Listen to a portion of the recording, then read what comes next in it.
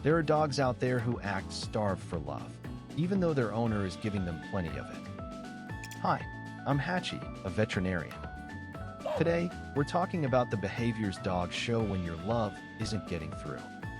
And when I say your love isn't getting through, I don't mean that you don't love your dog. Almost every owner I meet in the exam room loves their dog with all their heart.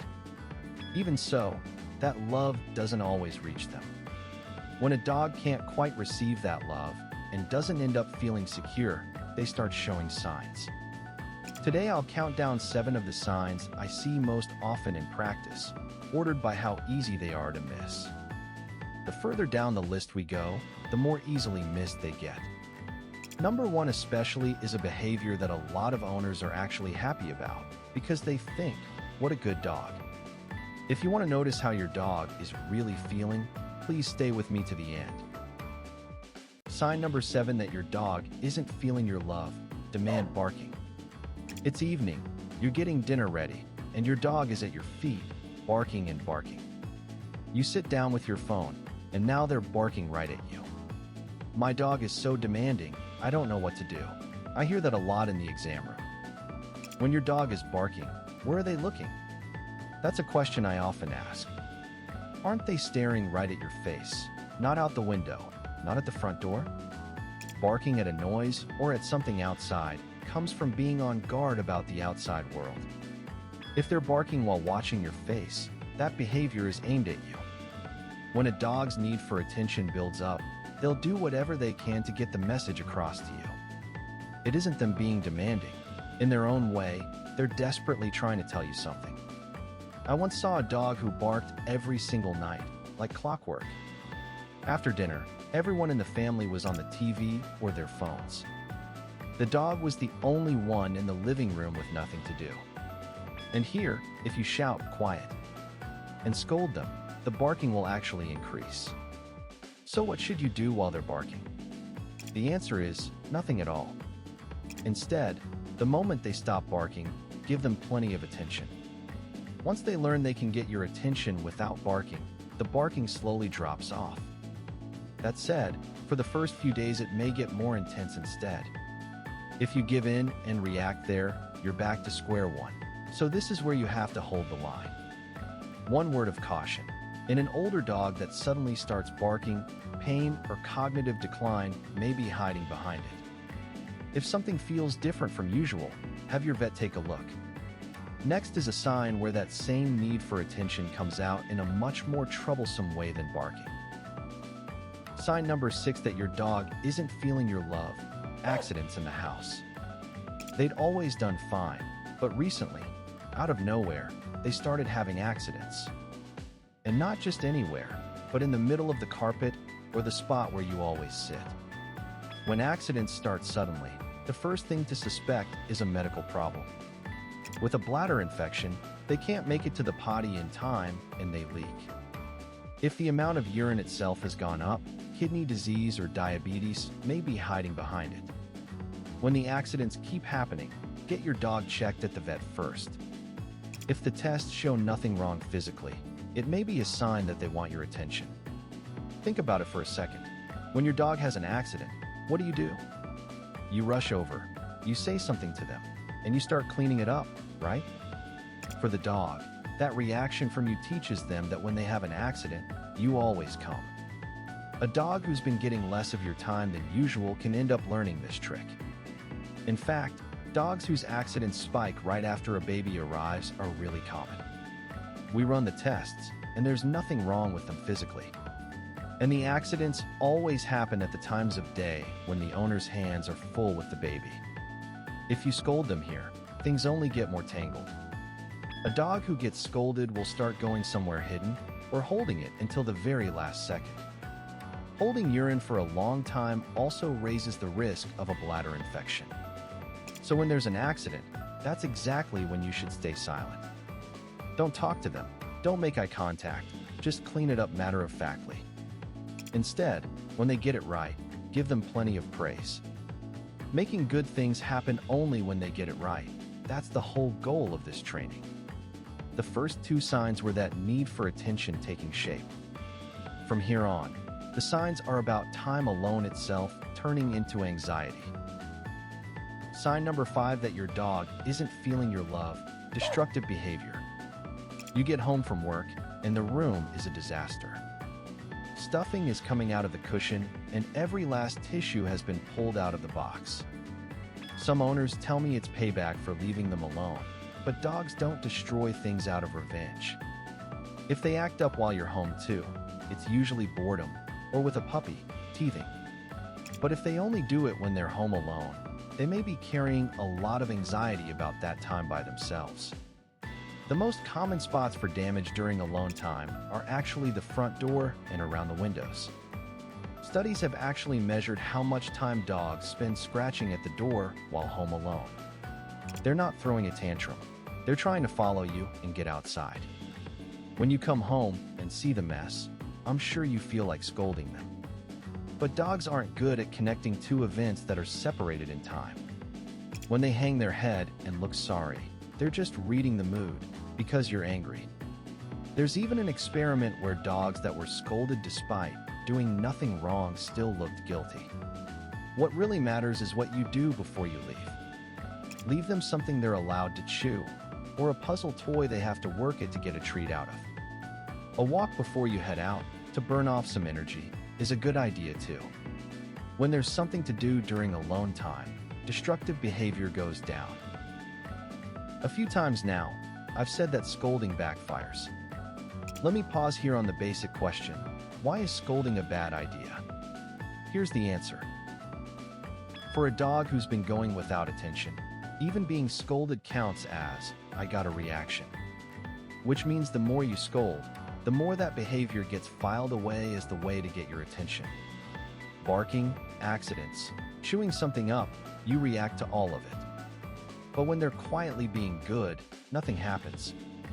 From the dog's point of view, you only turn around for them when they do something you don't want.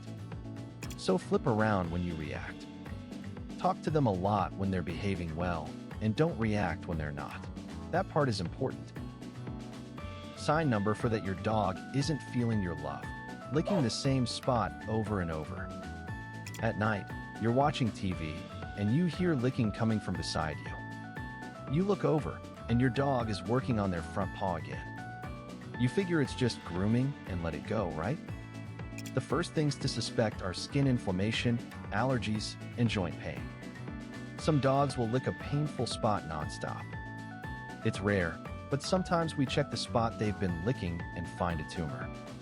And whatever the cause is, the licking itself can bring on skin inflammation. They lick, the skin gets raw, it itches, so they lick it again. Once they're in that cycle, they'll keep licking until the skin is raw and weeping. If we check the skin and the joints and still find nothing, it may be coming from how they're feeling. We humans bite our nails or bounce our leg when we're tense, right? A dog licking their own body is the same thing. It's how they calm themselves down. Once it becomes a habit, it starts showing up even when you're right there next to them. For that, the puzzle toy I mentioned earlier helps here too. That said, for a dog whose licking won't stop, medication to ease the anxiety is also an option.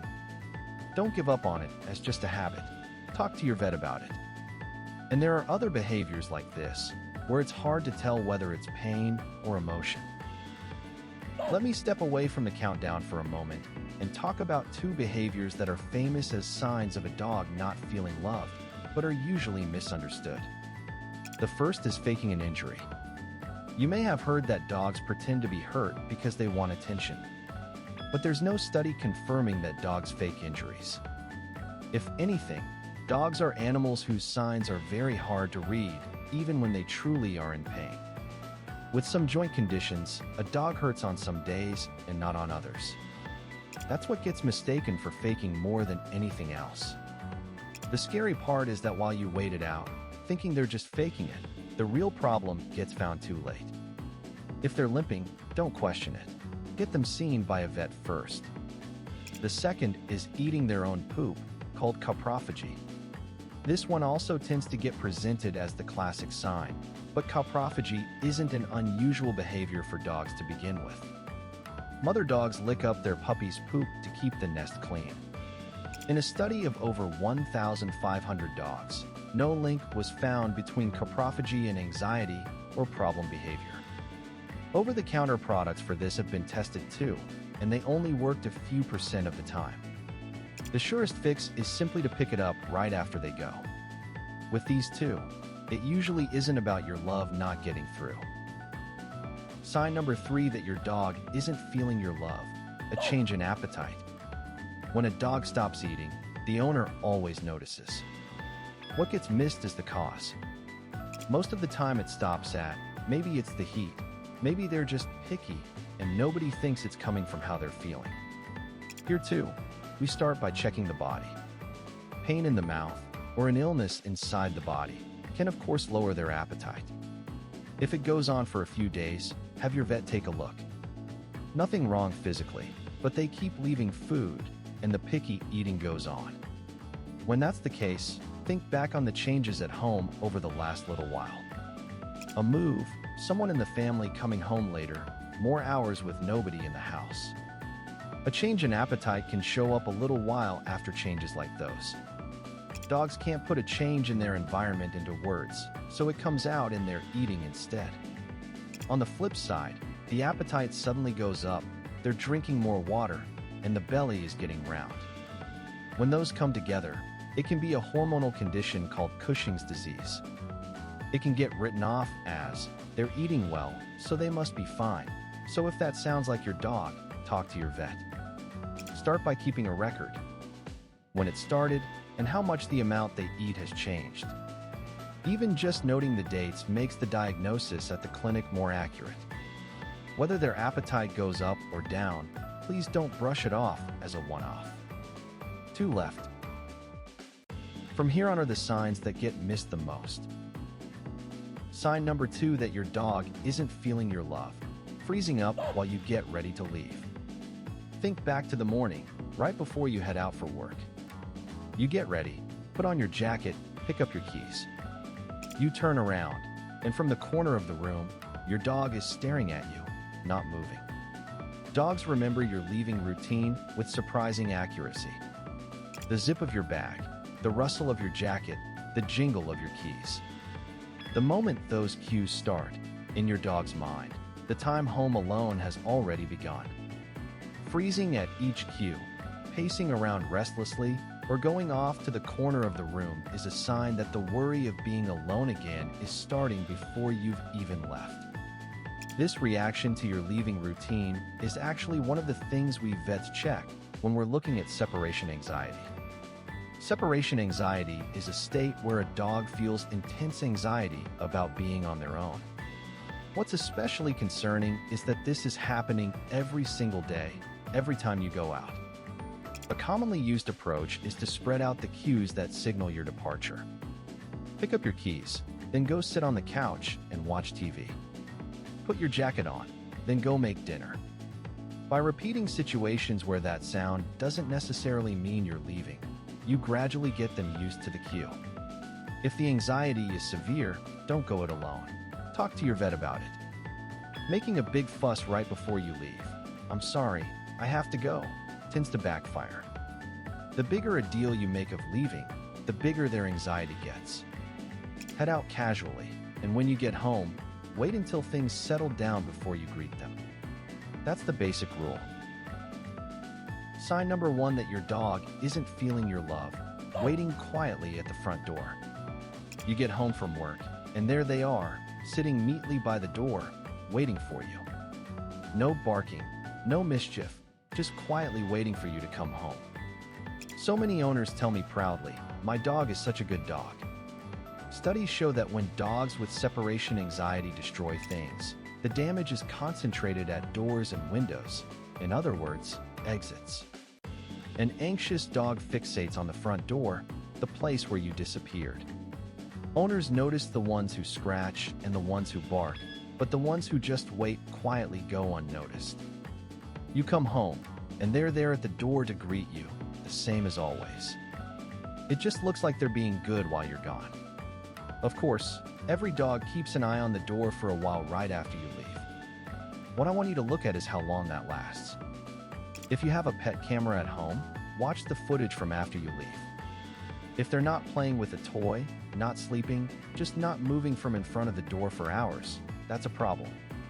This isn't about love being in short supply. What's missing is the security of feeling, I'm okay on my own. And here's the most important part of today's video. This doesn't get better by showering them with affection once you're home. The anxiety they feel while you're gone can't be made up for with affection after you're back. What's needed isn't more love. It's a different way of getting it across. Inside the house, go into another room and come right back. Repeat it over and over, so they learn from experience that even when you disappear, you always come back. When you leave, put out a treat they can chew for a long time, and slowly turn alone time into something that isn't so bad. When the time spent waiting at the door gradually turns into time sleeping in their favorite spot, that's a sign they feel safe. Once you know how, all that's left is to share it in a way your dog can understand. So what did you think? I think just knowing these signs changes how you see your dog. Alright, let's go back over today's 7. Number 7, demand barking. Number 6, accidents in the house. Number 5, destructive behavior. Number 4, licking the same spot over and over. Number 3, a change in appetite. Number 2, freezing up while you get ready to leave. And number 1, waiting quietly at the front door. It looks like good behavior, and it's the hardest sign of all to notice. There's no need to rush. Just pick one thing you can start today. On this channel, I share information to help your dog stay healthy and live well. Subscribe so you don't miss anything. Let's keep learning together. Thanks so much for watching.